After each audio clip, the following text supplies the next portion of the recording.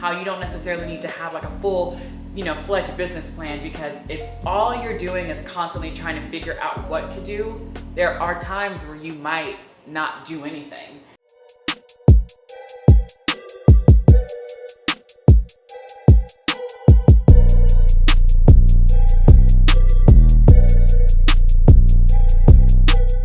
Welcome to Last But Not Least.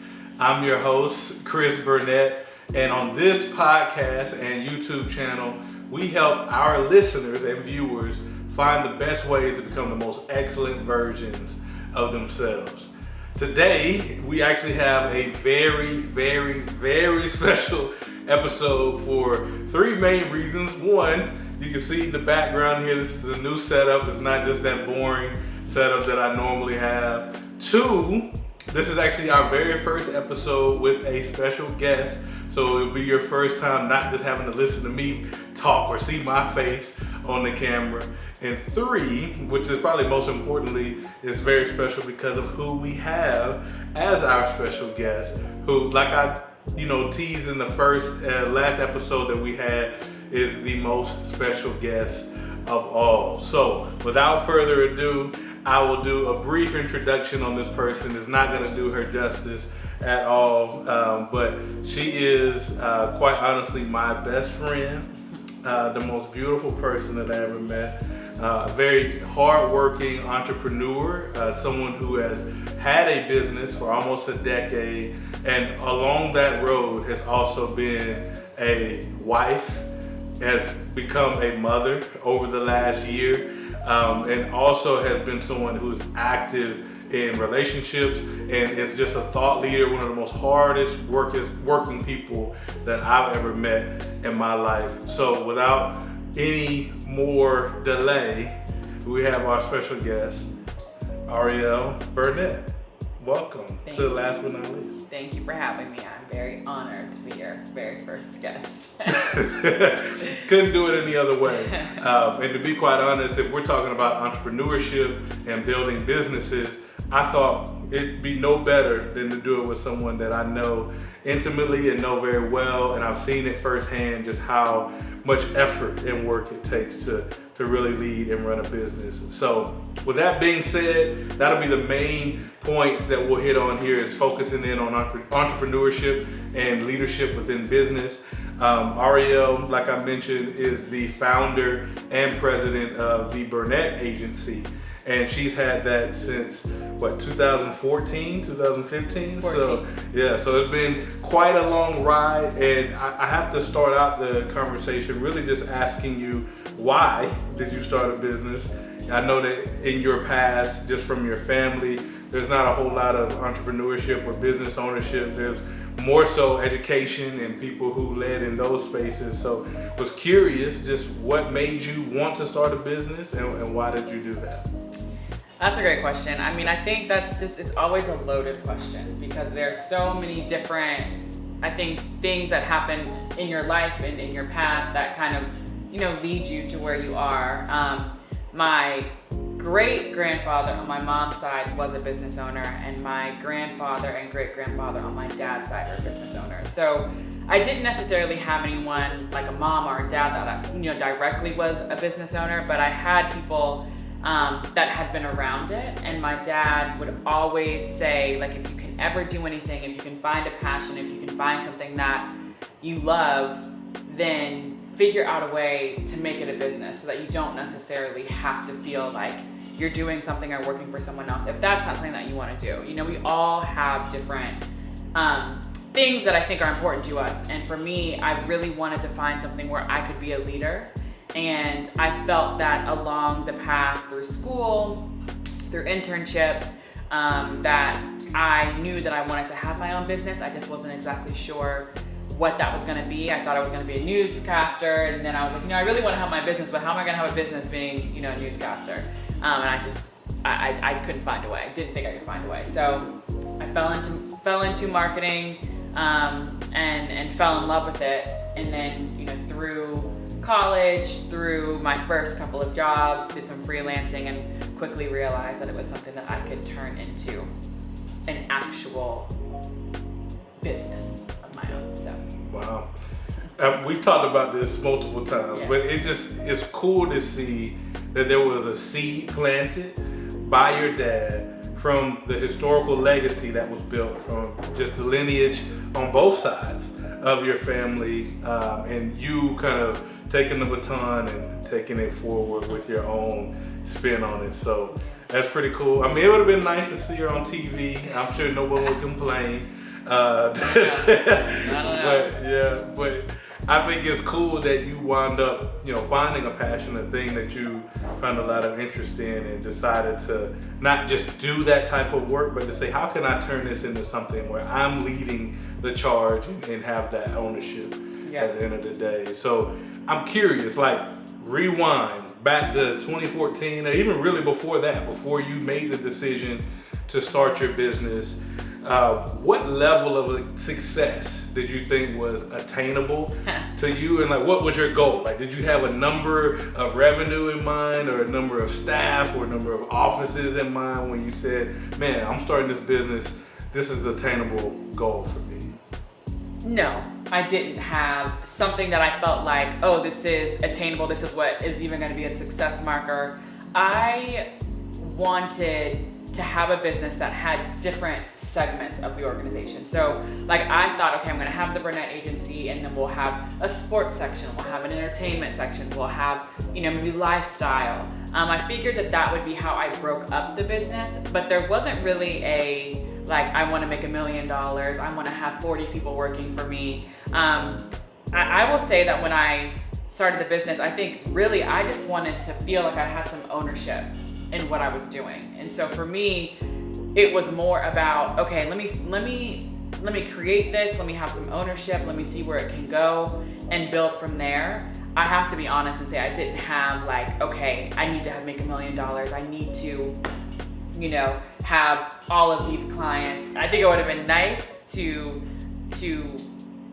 maybe have some of that lined out beforehand, but I did kind of find myself getting caught up into like, okay, I need to do this, I need to do that, and that holding me back from starting a business. So no, I didn't have this is what I want, this is what I need to have in order to be successful, or this is what I'm looking for. That's interesting. I'm surprised by that answer. I think for many reasons. One being just how well I know you.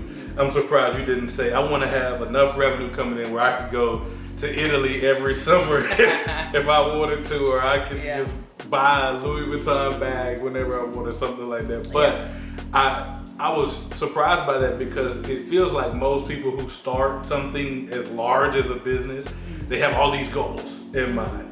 And they say, man, I want to be able to surpass A, B, C, and D in order to get there. But it seems like you just said, I have a why of why I'm doing this, and I'm just going to get started.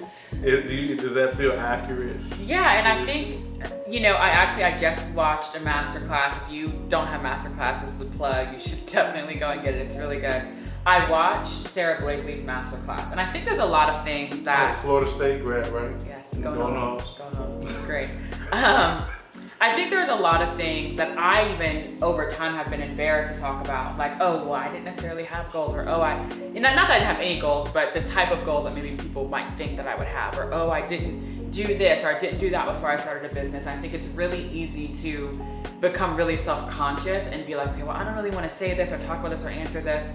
When I was watching Sarah Blakely's masterclass, she did a lot of due diligence before she started her business, which I, highly encourage anyone to do. But she did talk a lot about getting started and how you can outline that, and how you don't necessarily need to have like a full, fledged business plan, because if all you're doing is constantly trying to figure out what to do, there are times where you might not do anything. And I think for me, it was like, okay, I was really stuck on creating a really cool name. Like, I don't know if you remember, but when we lived in Athens, I had like written out all these names from like the street address that I lived on to... I don't remember any of this, but... I created like this long list. I sent it to friends. I sent it to people, asking them for feedback. And that was in like 2012, 2013. I started the business in December of 2014, so it was the very end of the year. But I was like, all right, at some point I just have to go. Like, I can't just sit here and not start a business because I don't have a name. So the Burnette Agency isn't the most creative name out there, but Sounds it was like a great name. you're biased. But I felt like, okay, I gotta do this. I need a name, I need a website, I need to buy the domain.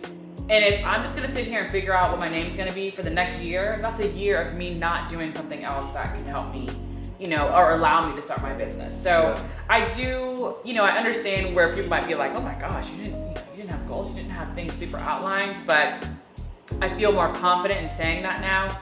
And obviously Sarah Blakely has a huge business. I mean, billionaire, wonderful things. But I feel more confident now saying, like, I didn't have every single thing lined up. I didn't have every single thing planned out. I didn't have every goal outlined. But I knew I wanted to start a business. I knew what I was good at. I knew what I was passionate about.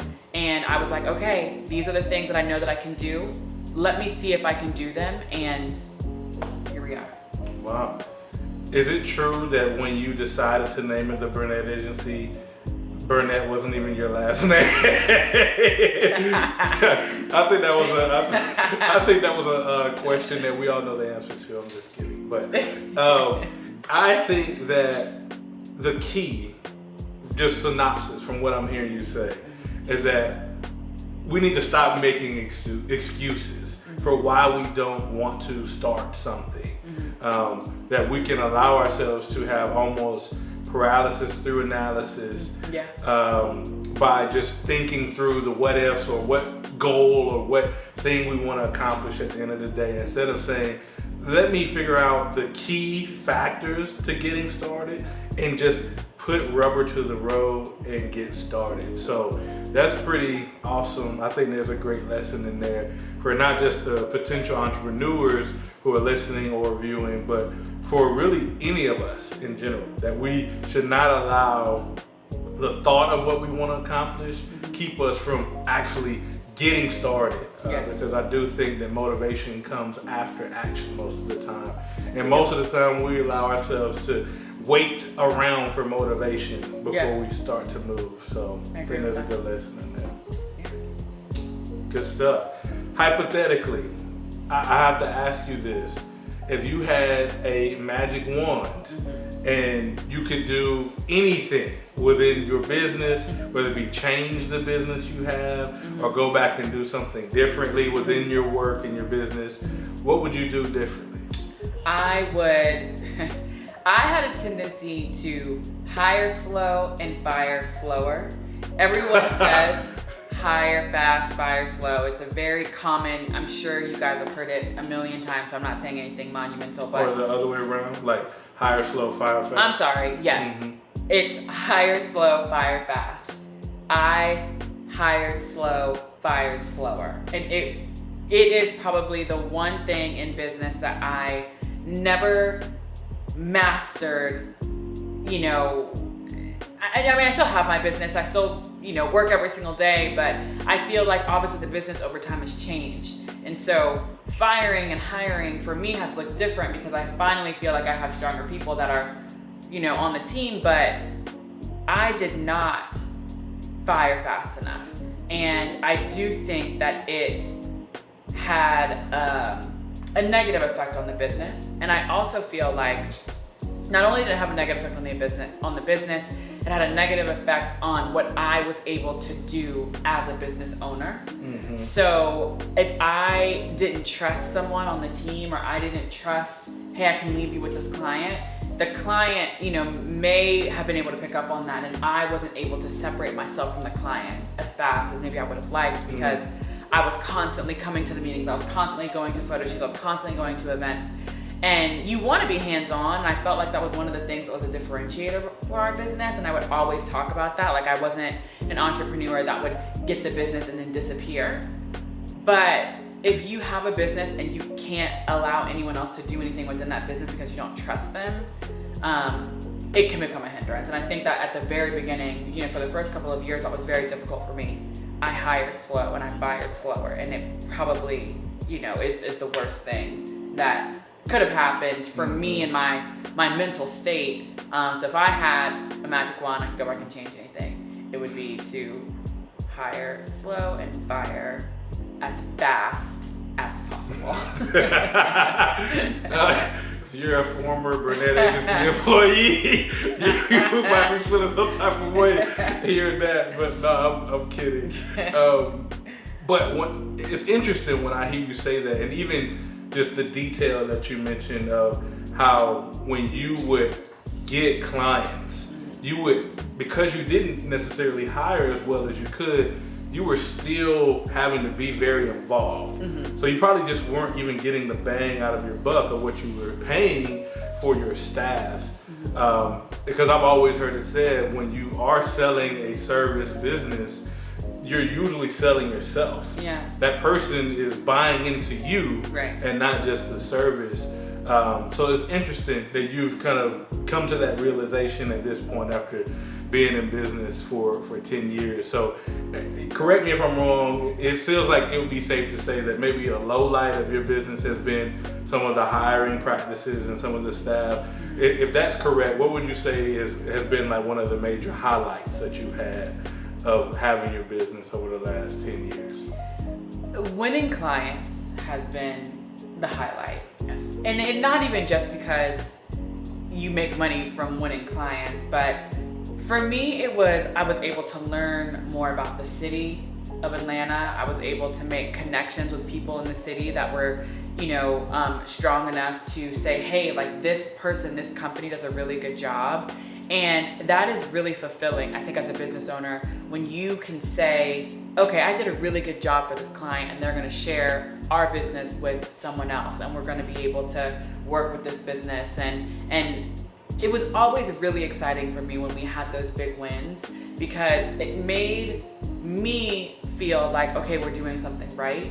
But it also allowed the company to feel like we're making a bigger imprint on the city, especially when we would win business in Atlanta. Mm-hmm. We had other business, New Orleans, Tampa, there were definitely other cities that we were doing work in, but it always felt really good when we were winning things at home. Mm-hmm. Because when you win at home, it's a direct connection to where you are, and you can drive around the city and say, oh, that's my client. Oh, this is who we work for. Oh yeah, you can go here and buy this, and actually go say hi to so-and-so because, we work with them and they'll treat you right. So those were always really high points and highlights, I felt like, in the business. And it always made me really proud when the team could walk around and when they can go to an area or go to a space and say, this is the work that I've done for this company. So those have always been highlights. They're still highlights today.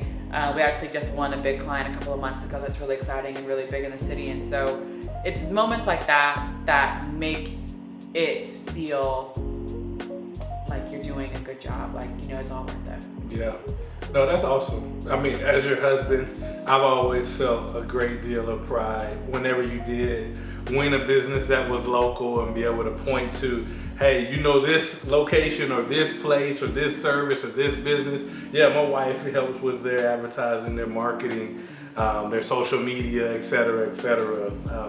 That was always cool because people would say, oh yeah, I know about this. I saw this billboard or this ad there. Like, that's pretty awesome that your wife is doing that. So it's clear that you have those specific wins, and it's cool when it's even tied to our community, and it makes it even more real and realized in that way. And I love how you phrased it, winning at home. That's something the Bulldogs are very familiar with. I don't know about Florida State right now. Hey, listen, we're pretty good right now. We've come a long way. Now we'll take what we can get. Yeah, hey, progress. No longer losing the teams with corduroy jerseys. Oh my gosh. So we come a long way. Give me a break. We come a long way. Give me a break. We have more national championships, so. Congratulations. Thank you so much. Maybe you guys can catch up. Yeah, we will. We haven't lost a game since our daughter Landry was born. So I think we're going to continue this win streak for quite some time. But all that being said, that's cool to kind of hear some of the lowlights and highlights. Like, I've had a front row seat to a lot of this stuff, so it's good to just hear you verbalize some of it. I guess my question is, you've been doing this for quite some time now, and you alluded to Sarah Blakely, and I'm sure there's been other mentors you've had along the way. Like, what has kept to keep you inspired, and who have you looked to for like mentorship, inspiration, ways for you to just continue to grow not only in your business, but personally as well? So I'm gonna answer the business part first and then I'll tackle personal. When I moved to Atlanta, I had an internship at Ogilvy, and there was a woman there who was a vice president who was just so kind, took me under her wing, always expected the most of me, and I think pushed me really hard, you know, to help me to get to where I am today. I've always been able to reach out and talk to her, call her, send her an email. And it was important to me to have someone like that, because in business, you need someone that you can talk to. When I started the Burnette agency, I was like 24, 25 years old, and it's, you know, I didn't know what I was doing. Like, I knew how to do it. I knew how to do social media. I knew how to do public relations. I was good at that. But I did not know the ins and outs of some of the intricacies that just come with wisdom, that come with time, and that I just at that point did not have. So I would say, you know, I've been able to look up to her for years. She still works in the industry. If I have questions, especially around public relations, if I have questions about clients or how to handle things, especially early on in those beginning days, I always looked up to her and appreciated the fact that she was willing to, like, you know, reach back and say, hey, yes, I'm willing to help you, because not everyone is willing to do that. And also other entrepreneurs that are in the same space as you, I think can also be really inspiring. There is a friend of mine who started a business in the same industry. We went to college together, and she's so smart. And I always, you know, kind of struggled with like competition. I was an athlete growing up, so I think I always looked at things through a lens of, I'm competing. Like, I want to win this. I want to be the best.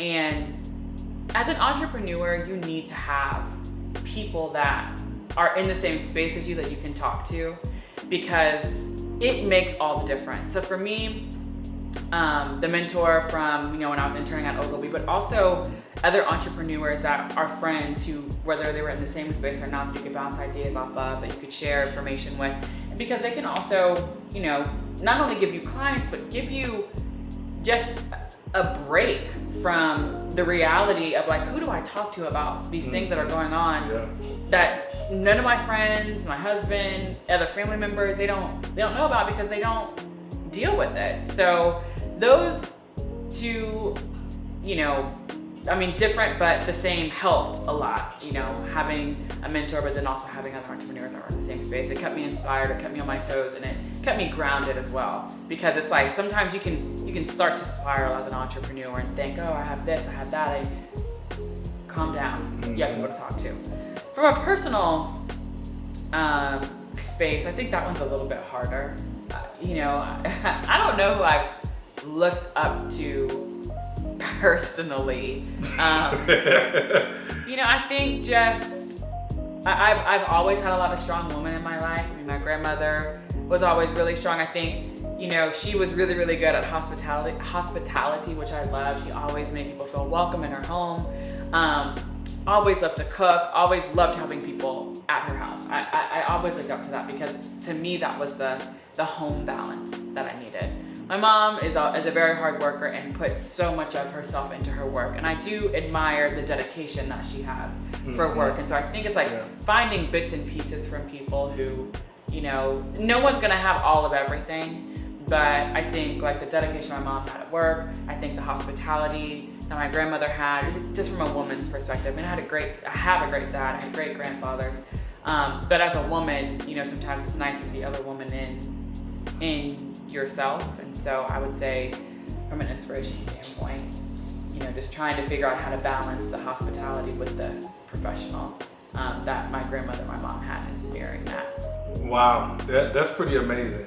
So if I'm hearing you correctly, it feels like you have to have a community in order to stay motivated, stay inspired, to stay focused on the goal at hand. The same way they say it takes a village in order to raise a child. We're experiencing that firsthand that need and how necessary it is. So necessary. It feels like it takes a village as well to have a business and to be a leader in general. I've always heard in church spaces that you need to ensure that you have a Paul, Timothy, and a Barnabas. So basically someone to pour into you, like that is in front of you as a leader, a mentor to help inspire you, to guide you. To have a Barnabas, someone who's like your right-hand man that you're able to kind of work through and talk through things with. And then a Timothy, who's someone who you may be pouring into. And I'm sure you were doing that with some of the employees that you had throughout the years.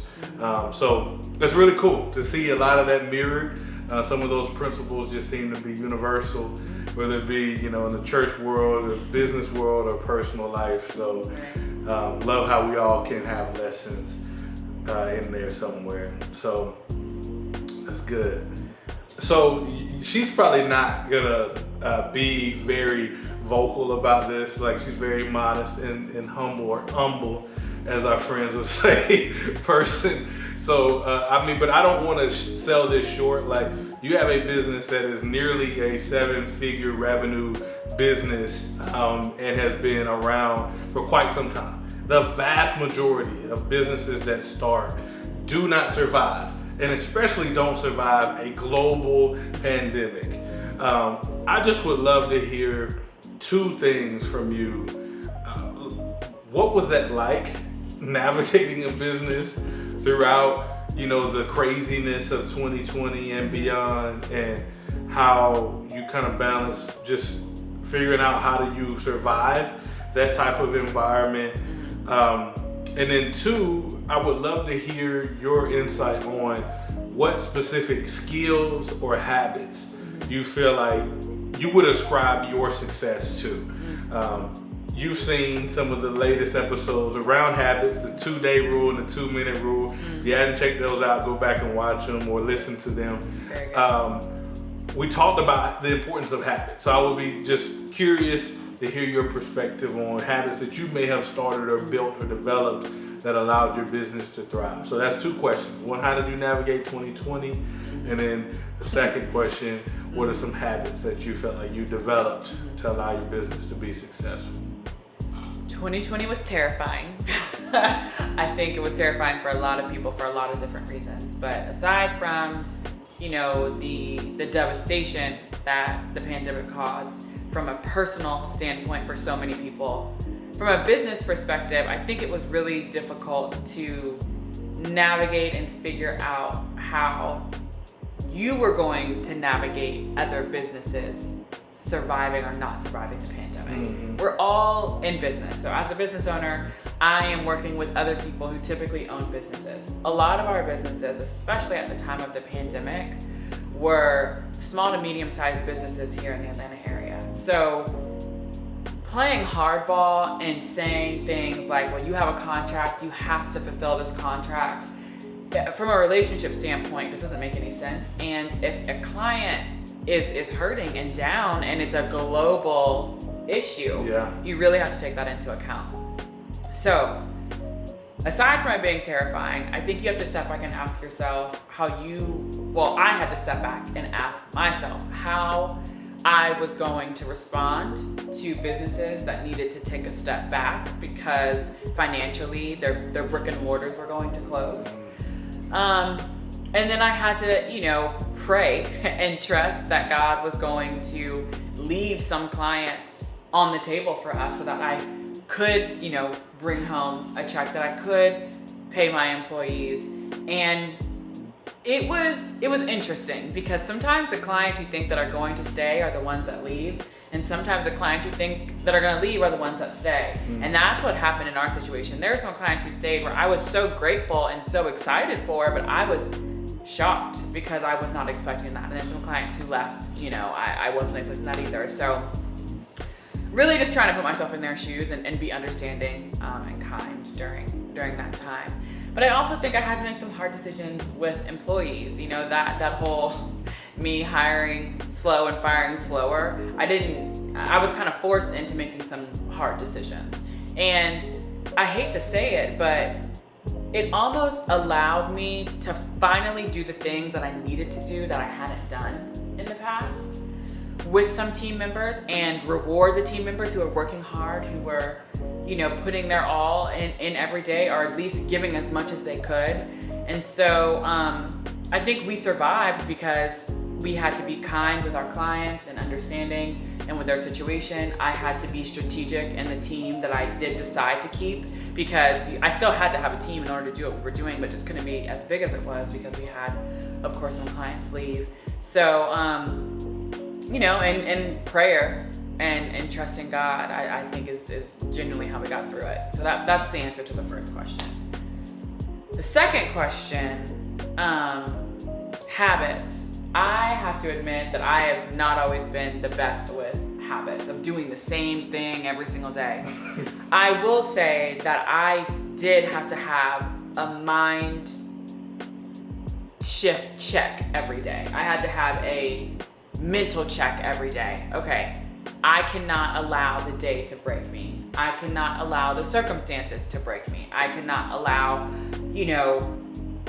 an issue or a problem to allow me to crumble or to allow the business to fail. And so my habit every day really was more around mentally how I was going to approach every situation, how I was going to approach, what was going on. And there were a lot of things that went on. There are a lot of things that go on that you just wouldn't believe. But at the end of the day, things are going to come at you.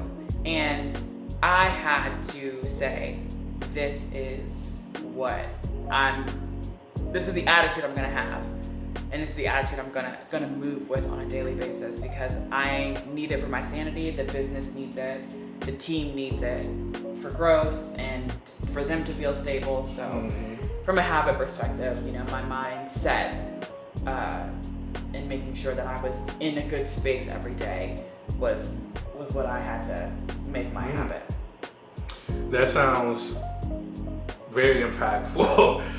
You say you don't do the same thing every day, but I think it really sets the stage for what is most important for all of us, and that's to have the right mindset, that what happens in reality and around us really is typically dictated by what goes on between our ears at the very beginning of the day. So you had to have that confidence and that battle-tested mindset to go into each day and say, I'm going to face this obstacle and not allow it to deter you or to break you. So I'm not surprised by that, because I've seen you go to battle plenty of times. We've had plenty of knockdown dragouts, and I've lost every single one of them because of her mental toughness. So that makes a lot of sense, and it's, I think, inspiring for me to know that you were intentionally having to do that every day, and I didn't always even notice it. I just felt like you got up and just got to work and did it without much thought, and yet you were very intentional about that. So yeah, it's pretty cool. Thanks. Yeah.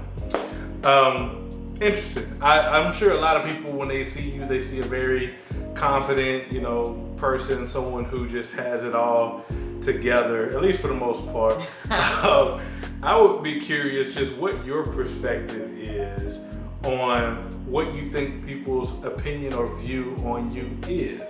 So the question is, when people look at you, what do you think they see, and what would you hope that those people knew about you?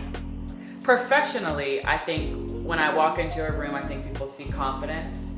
I think they see someone who is typically well put together, who speaks well, and who can execute what they say they can do based off the things that I bring to the table. Mm-hmm. I would hope that professionally that they also see that there's a deep sense of passion to help them in their business, and to be more than just a brand partner, or to be more than just a business partner, but someone that is an extension of their team. And I always wanted to stress that with my clients and with anyone that I was trying to pitch to. So I think professionally, I would hope that people could see that like the passion that is there is not just a passion for me to get you as a client to make money, but a passion to help you get your business to the next level. Because if you win, we all win. And I always I wanted that passion to come across in a way that they felt was going to be, beneficial to their business. Makes sense. I like it. What would you say you're most proud of? Whether it be personally or professionally in your life? Well, personally, I'm most proud of our daughter, Landry. It was a long time to get her here. We prayed hard, and she is just the light of our lives. And so I will always be most proud of her. And it doesn't matter when or if or what's going on or how you're asking the question. Yeah. Landry will always be what I'm most proud of. I love it. I have the exact same answer. So Landry, when you watch this, I'm sure you're gonna watch this tomorrow night. Just know that she won't. She'll be watching Miss Rachel. Very true. Very true. Watch last but not least on the commercial breaks between episodes of Miss Rachel. But seriously though, I have the exact same thing in person that I'm most proud of. She's just our joy and brings so much light and life to our family, and just grateful for her. And also I'm very proud of you, just as your husband, and seeing all these things from the ground up that you've built and developed, and just your resiliency and your willingness to fight through obstacles and opposition. I'm just grateful for the woman you are. Thank you. And the way that you have always stood by me and stood by your principles and your values, no matter what the circumstance. So I'm just trying to get some brownie points, y'all. So y'all gotta let me embellish just a little bit. But I do have just a few more questions here, and then we'll wrap up.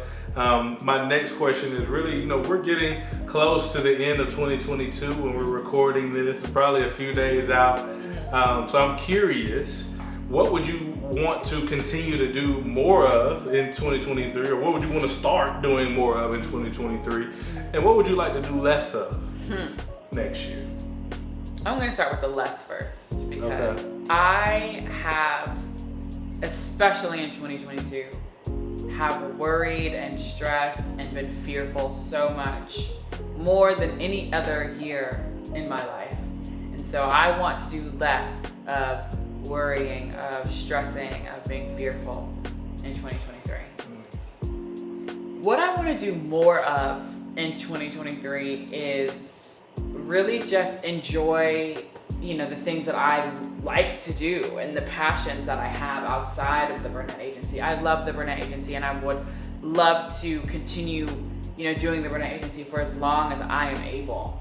But I love Making Maine, which is a blog I have, makingmaine.com if you'd like to go check it out. And again, like I was saying about my grandmother, I always love entertaining. I love having people over.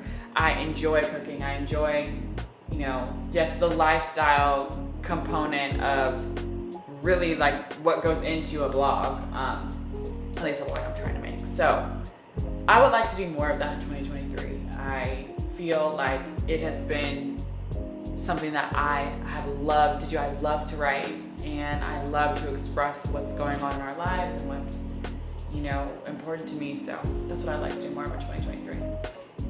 I love it. So less worrying and more business, more growth. More writing, more blogging, more cooking. More focusing on passions. Okay, all right. You see my spin on it. I was trying to say more cooking. I don't need more cooking in my life. Y'all see me if you're watching this on YouTube. But no, that's really good. I'm excited to hear you say that, and I'm gonna hold you accountable. So, we'll see. I'm sure you will. Yeah, we'll see how that goes. So you've been great. Just unbelievable first guest. Very grateful for your willingness to join the podcast and YouTube channel today. And I'd be remiss if I didn't hit our catchphrase here at the end. last but not least, and it's different when it's an actual guest here instead of me highlighting a comment or text or a tweet that I receive. I actually want to give the guest the floor to answer a specific question, and that is, last but not least, if you were to, like, what is the lasting impression that you would like to leave for the viewers and the listeners here today? Wow. Put me on the spot. I told her this question yesterday, and she talking about I put her on the spot.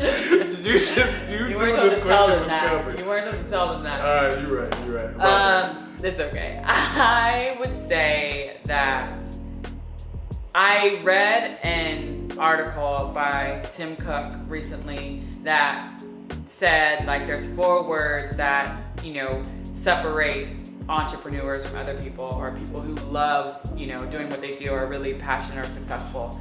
And it was do what you love. Those 4 words, do what you love. And so I would say, like, I'm trying to go into 2023 focusing on my passions and doing what I love. And so I would hope that the lasting impression is that when you do what you love, you enjoy what you do on a daily basis, and you can be successful in that. I think that the Burnette Agency has provided me so much joy. It's also provided me a lot of stress and worry and fear, but it has given me a lot of joy over the years. And I didn't always have it all together. I didn't always know what I was doing, but because I loved what I did, because I enjoyed what I did, I kept going, I kept pushing. And I think if you have something that you want to do, just do it. I hate to take the Nike quote, right? Because it's so annoying to hear it all the time.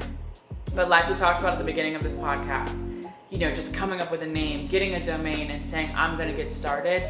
Like, my lasting impression to you is to just do what you love and to get after it.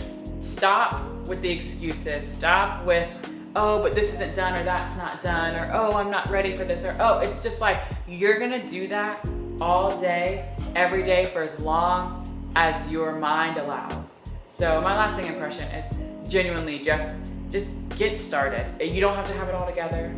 I didn't have it all together. I'm guaranteeing that a ton of other entrepreneurs did not have it all together. And if you try to have it all together, you probably will never even get it together. So my lasting impression is just that I hope that you will take your passions and allow them to shine in ways that are going to make you happy. Well said. So to boil it all down for y'all who are viewing and listening, do what you love. And GATA, as they say, get after them aggressively, is the way that Coach Rick would describe that acronym. So get after it aggressively and do not allow yourself to be deterred. Wake up every day with a zeal and aggression for the things that you love. So I love it. Well said. I love you as well.